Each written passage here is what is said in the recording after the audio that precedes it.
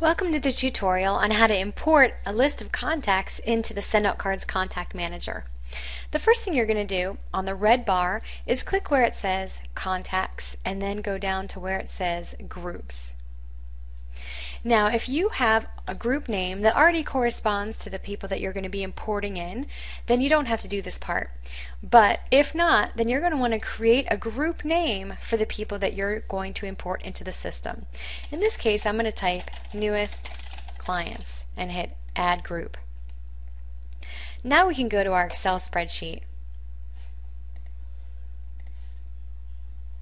Our Excel spreadsheet, we want to make sure that the columns all have a name that correspond to what the column is. So first name, last name, address 1, address 2, city, state, postal code, email, and phone. Now the nice thing about the fields don't have to match the fields in SendOutCards, because when we import them in the next step, we're going to match the fields to make sure that whatever they call it, first name, matches up with our column called first. So you just want to make sure that every column has a name. And then in the last column, we're going to call this group. We're going to go ahead and call it this exact same group that we named it in the Contact Manager. Now you want to make sure that it's spelled the same and even has the same capitalization, so the system knows to put these people in that group. The easiest way to make sure that this fills down is just to drag this all the way down to the bottom once you have that X and let go, and it fills it in all the way down. So now we have an Excel spreadsheet with our columns all labeled, and we're going to save it as, go down to Save As, a text tab delimited file. The way you do that is go down to where it says Save As Type, click on your choices, and you're going to choose the one that says Text Tab Delimited. It's also helpful to give it a new name, because sometimes you're not sure exactly what you named it. And we're going to call this newest client group text tab delimited. It's also helpful to have a look at where you're saving it. So I like to save things on my desktop so I can find it very easily. Now we're going to go ahead and hit save. It's going to ask you about whether it supports the workbooks with multiple sheets. Just go ahead and hit OK. And often it will tell you that it's not compatible and do you want to keep the workbook in this format, and just say yes. And then you're going to minimize it. So we're going to go back to SendOutCards and click on our Contact Manager. Now we're going to scroll down to all the way at the bottom of your groups where it says Import Contacts, and we're going to go ahead and click on that. Now you're going to choose the file that you want to upload. So we're going to find the file that we saved.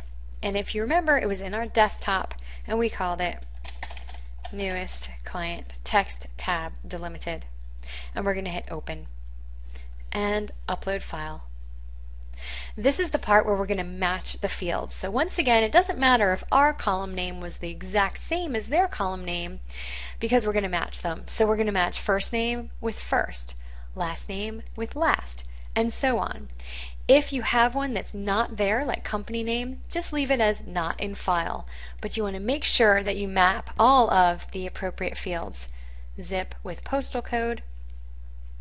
We're going to do work phone with phone, email with email, and then all the way down with group with group. Now once again, if you had spouse's name or birthday or even spouse's birthday in your spreadsheet, then you can import those in as well. If not, leave it as not in file. You're going to give it a profile name, which you can make the same as your groups if you'd like, and then we're going to hit update profile. It's going to give you a couple of choices down below so you can make sure that you mapped the fields properly. Sometimes if you just missed it by accident and put first name in two of the fields, you'd see it right away down here. But if everything looks good, you're just going to go ahead and hit import entire file. And it's going to import that in. Now just to make sure that it's there, you're going to go into your contacts once again. And you're going to clear your group selection and just check off the group that you imported your new contacts into and hit Find Contact. and we should see these 77 clients in there. You'll notice that some of them are in pink. That just means that it's missing an important part of the address, like the state or the zip code, and that allows you to go back and fix it more easily by seeing which ones are missing. And that's how easy it is to take a whole database and import it into the system, organize it by the groups that you want, and have everybody at your fingertips.